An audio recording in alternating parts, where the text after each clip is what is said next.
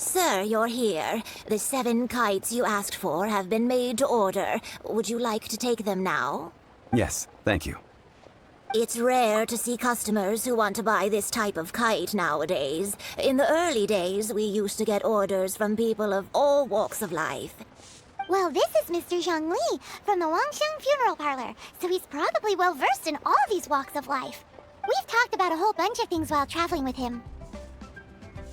He seems to know Liyue's favorite topics, money and government, really well, but he likes talking about less useful topics instead. Well, that's because I prefer to share fun things with you. Children's toys are very fun things, that's for sure. I enjoy watching the children at play as much as anyone else, but there is more to it than that. Finely crafted toys are well loved by children, but this craft itself has been honed over thousands of years, and there is meaning behind that. I have made kites in Liyue for 40 years, and I am intimately familiar with the forms passed down from my ancestors. The meaning of these 7 kites is far from banal. Indeed. These are decorations used in the rite of parting. The 7 kites represent the 7. I took the liberty of coloring outside the lines when doing the insignia of the Animo Archon. As for the kite that honors the Geo Archon, one must follow the contract given right down to the last letter. These patterns are ancient, and you can also find them in the Golden House. Ah, Paimon's heard that name before. Huh? The design of this kite displays a firm grasp on the cyclicality and eternity so dear to the Electro Archon. These markings of tree and leaf pay due honor to wisdom and the passage of time. All this on a single kite. Truly astonishing. Justice flows across the surface of the waters. War rages like a flame. As does that which the Cryo Archon once... Yes, these details are masterfully done. The compliments of a learned man truly are pleasant. Well then, Granny Shan, I shall take these back with me. As for the payment... Well, allow me. No, I was merely passing through. I see Mr. Zhongli is the same as ever. When paying, well, when getting others to pay for him, he neither looks at the price tag nor his wallet. He knows a great deal about money, and about the trials of the common man. He just doesn't consider poverty to be something that could ever happen to him. Or perhaps, you could say that he cannot imagine himself lacking money. How has he not died of hunger yet? Child, you are as fond of jokes as ever. Well then, since we've purchased our kites without incident, there's no need to take a break before moving to the next step in our preparations. The rite of parting requires helping hands as well as materials. We should be able to find some people near the harbor. Oh, by the way, take this bag of money. You probably won't want to let Zhongli do the bargaining, if you know what I mean. Seems I missed out on some interesting information. I suppose I'll just have to find a more opportune moment next time. Sure. I, Tick, always put in 100% effort into everything I do. Of course, there'll be a premium if you want me to give 110%. So what's the job? Let me see. We are still missing some wooden implements over at Yujing Terrace. They aren't uncommon objects, so I didn't make any special preparations for them. No problem. That'll be 20,000 mora for a single trip. How does that sound? Done.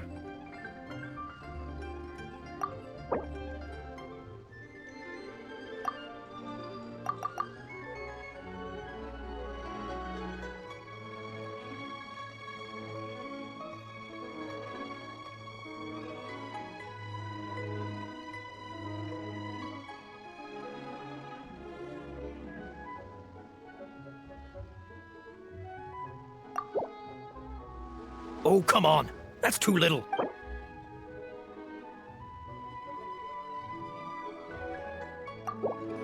Huh? No. How about a bit more? This amount...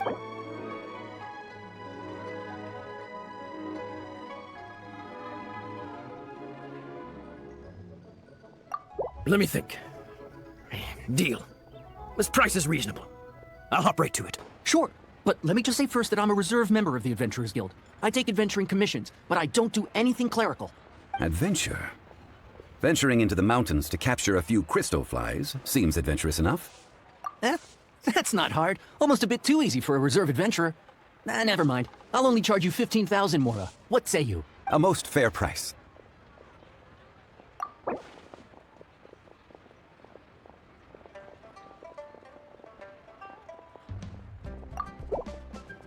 5 geocrystal flies. Yes, I do think it's worth about this much. I'll do it. Odd jobs at Yujing Terrace. No problem. 25,000 per day. A fair trade, yes? Whoa, that's expensive. Could you give us a bit of a discount on account of the whole Hero of Mondstadt thing? Hero of Mondstadt? Never heard of them. Well, you may never have heard of this hero, but it seems you've heard of Mora nonetheless. Thus, I will simply pay the whole sum. This is all you've got? Then no can do. Child? No. He's putting up the money? Still no. Wouldn't that mean I have to make 2 trips rather than 1?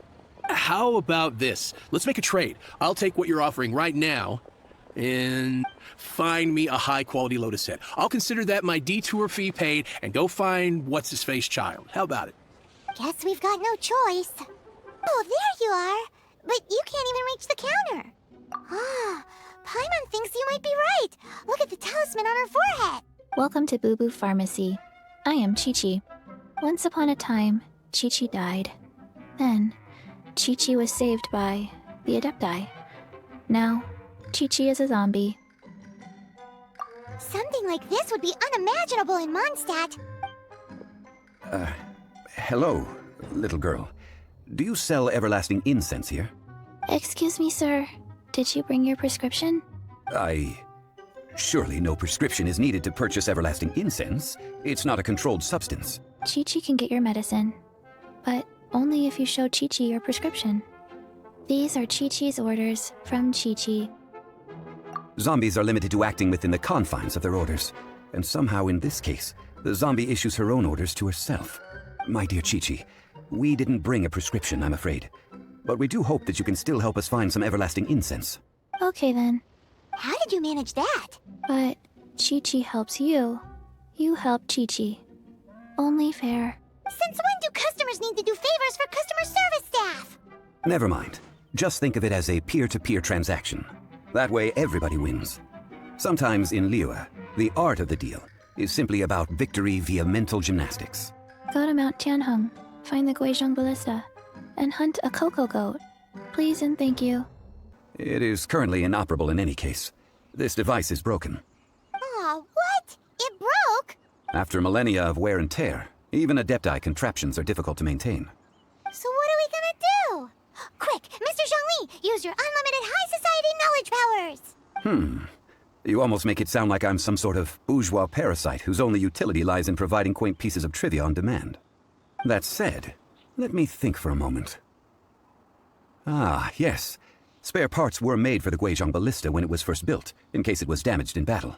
As I recall, there is a military supply post from that period somewhere inside the pass. If we can retrieve the spare parts from where they are stored, we may be able to repair the Guizhong Ballista. One just needs to understand the basic working principles of the device.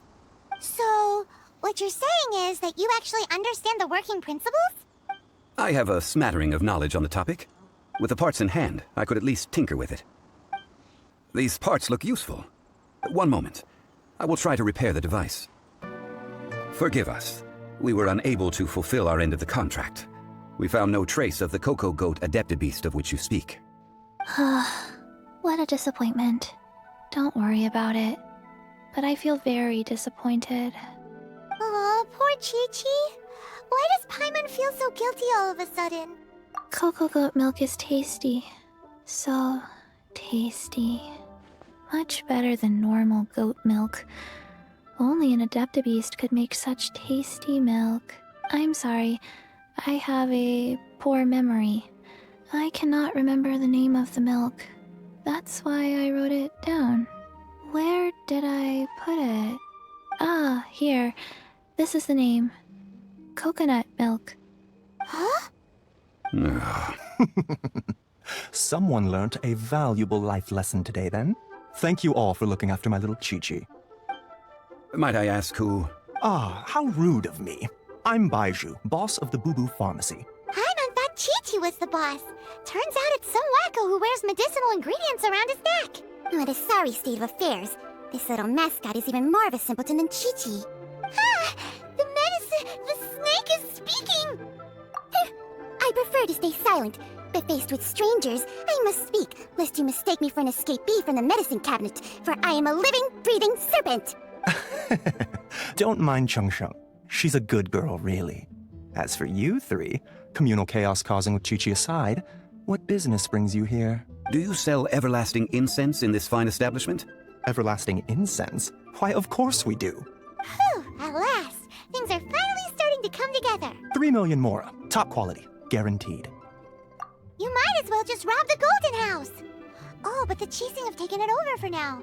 Security will be tighter than usual. 3 million. An innocuous number in and of itself, though practically speaking, it could be a hard sum to come by. It's a crazy number. We'd never be able to make that much, Mora. And as for Mr. Zhongli, he's around 3 million short. This is correct. What are we gonna do?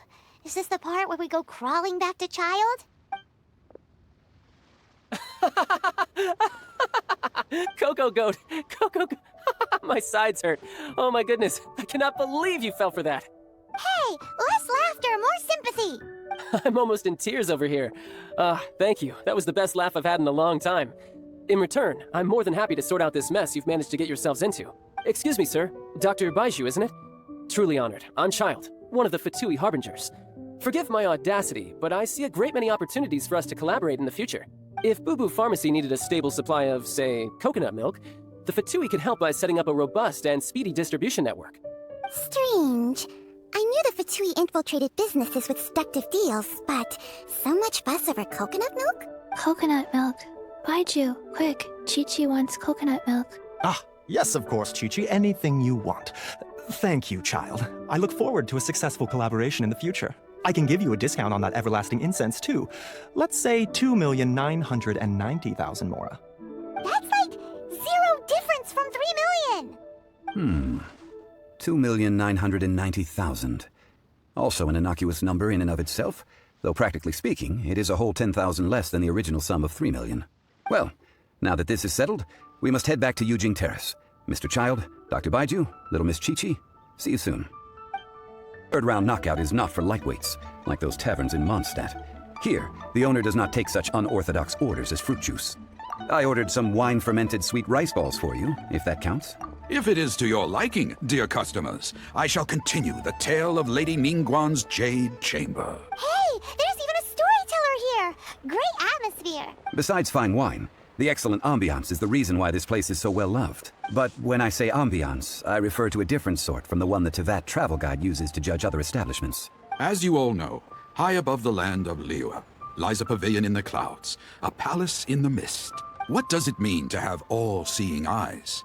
This, my friends, Lady Ningguang's masterwork that bridges earth and sky. Imagine, the weather is clear, and you gaze down from the deck on the world below. Behold, the glorious sights of Liyue Harbor, stretching out far and wide. They say that when Lady Ningguang ponders important affairs, she retreats to her Jade Chamber with none but her 3 closest confidants in tow.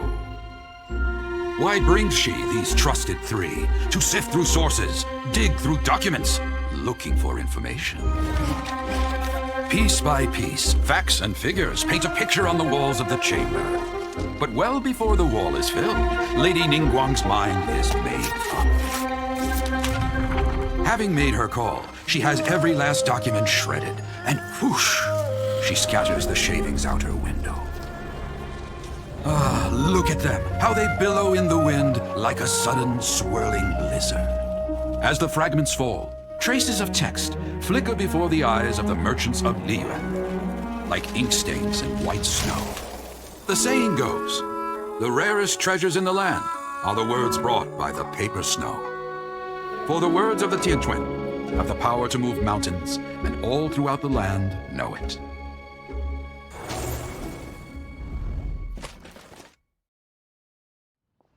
These are but scraps of paper, and yet they guide Lady Ningguang's hand. Such is their value.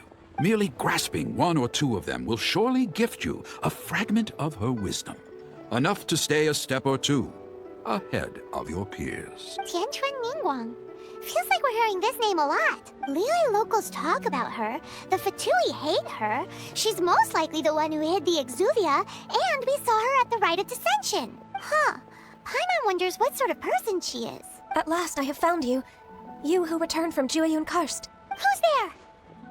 Wait, I am not with the Millelith, nor am I here to claim your bounty. However, I am an emissary of the Liyue Qixing.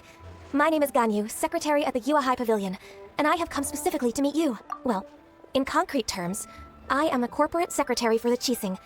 At the moment, I am serving as Lady Ningguang's special emissary. Ningguang sent you? We were literally just talking about her. My apologies, you who have returned from Jiayuan Karst. I am duty-bound and cannot extend my courtesy to you in full. But I have with me a letter from Lady Ningguang. She extends a formal invitation to you in her capacity as Tianquan. She invites you to her palace in the sky. An official invitation? Lady Ningguang said this. Invite him to come here. I wish to meet him. At the Jade Chamber, together we shall snip every one of these entwining dark threads. The emissary who called herself Ganyu just disappeared. What, we've received an invitation from the Liyue Qixing? Paimon still can't believe it. We'll be meeting people that have way more money than Paimon could ever count. We should be on our best manners. An invitation to visit the Jade Chamber is a rare honor indeed. You'd best be on your way now. But don't forget about the rite of parting. Once you've finished at the Jade Chamber, meet me at Dihua Marsh. Don't worry, we won't forget. Dihua Marsh. We'll see you there.